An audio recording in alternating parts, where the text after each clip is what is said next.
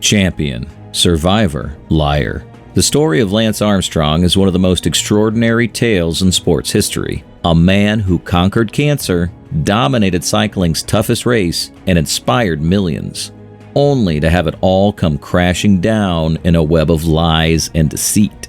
And I can do whatever I want to it. I can push it, and study it, tweak it. Armstrong is considering publicly admitting that he used banned performance-enhancing drugs and blood transfusions during his cycling career. The International Cycling Union says Tour de France champion Lance Armstrong has no place in cycling. I have never doped.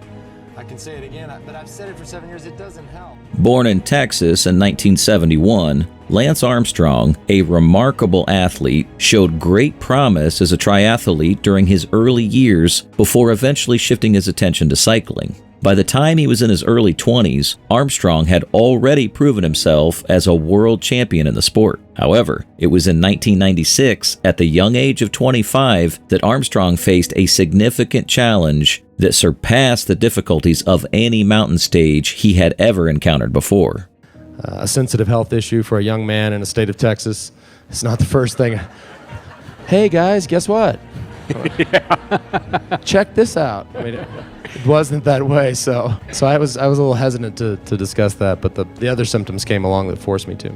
Diagnosed with advanced testicular cancer that had spread not only to his lungs but also to his brain, Armstrong faced an incredibly daunting battle for survival. The odds were stacked against him, and the prospect of returning to professional cycling seemed like an impossible dream. However, defying all expectations, Armstrong emerged victorious in his fight against cancer. And with an unwavering determination, he set his sights on the ultimate prize in the world of cycling, the Tour de France. In 1999, just 3 years after his diagnosis, Armstrong shocked the cycling world by winning his first Tour de France. This victory marked the beginning of an unprecedented reign for Armstrong, solidifying his status as one of the greatest cyclists of all time. His triumph was not only a testament to his incredible talent and determination, but also a source of inspiration for countless individuals facing their own challenges. Armstrong's journey from a cancer diagnosis to Tour de France champion serves as a powerful reminder of the human spirit's ability to overcome adversity and achieve greatness. Put the hammer down, he took the opportunity. He never thought about the couple of days that he's got to come, the couple of days when he will have to climb up to the Alpe d'Huez and defend his yellow jersey. He just thought about putting the hammer down hard and getting as much time advantage over everybody else. And there is an American flag to wave him home. 7 consecutive Tour de France victories, each win more dominant than the last. Armstrong became a global icon, his yellow Live Strong bracelets adorning wrists worldwide. But behind the inspirational comeback story lurked a dark secret. You saw Lance Armstrong inject EPO. Yeah, like we all did. Like I did many, many times.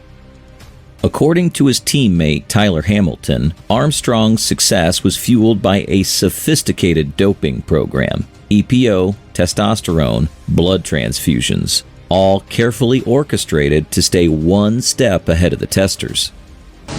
I'm on my bike, busting my ass 6 hours a day. What are you on?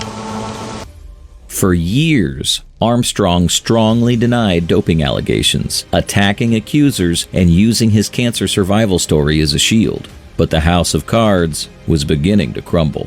In a statement tonight, he writes, "Enough is enough. Today I turn the page. I will no longer address this issue, regardless of the circumstances." He thinks he's guilty. There's so many questions that are left unanswered tonight. When I've never taken performance-enhancing drugs.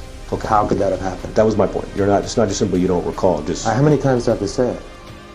In 2010, former teammate Floyd Landis went public with doping allegations against Armstrong. The floodgates opened. A federal investigation followed, and in 2012, the United States Anti-Doping Agency released a damning report.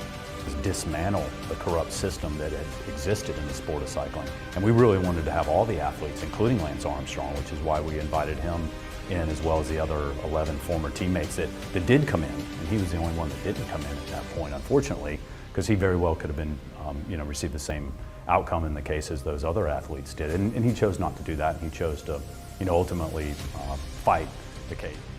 Armstrong, once a celebrated cyclist, faced severe consequences for his actions. As a result of his doping scandal, he was stripped of his 7 Tour de France titles and handed a lifetime ban from the sport. The fallout was extensive, with his sponsors abandoning him and his reputation left in ruins. It wasn't until January 2013 that he mustered the courage to confess the truth to Oprah Winfrey, a pivotal moment in his journey towards redemption. Yes or no? Did you ever take banned substances to enhance your cycling performance? Yes. The fall of Lance Armstrong, once a hero to millions, sent shockwaves through the sporting world when he was exposed as a fraud. However, the story doesn't end there for Armstrong. He now faces ongoing legal battles and the daunting challenge of rebuilding his shattered legacy. Despite the immense disappointment and betrayal felt by his fans, Armstrong must confront the consequences of his actions and find a way to redeem himself in the eyes of the public.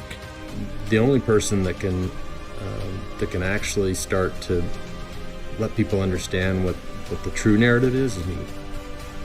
And you should know that better than anybody. Let's get to